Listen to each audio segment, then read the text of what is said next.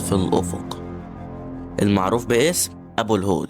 الاسم ده بيطلق عليه بسبب لما العرب دخلوا مصر كان التمثال مخيف بالنسبة لهم، فأطلقوا عليه اسم أبو الفزع، وتحرفت لغاية ما بقت أبو الهول. من بعد الدولة القديمة أهمل أبو الهول لدرجة إن الرمال غطت جسمه كله ومبقاش ظاهر غير راسه. لغاية كده في يوم كان بيصطاد أمير شاب في الجيزة، وراح نايم شوية تحت راس أبو الهول.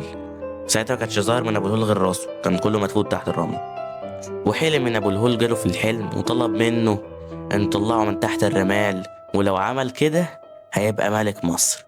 وفعلا الأمير بيطلع أبو الهول من تحت الرمال، وبتتحقق نبوءة أبو الهول، والأمير بيبقى الملك تحتمس الرابع.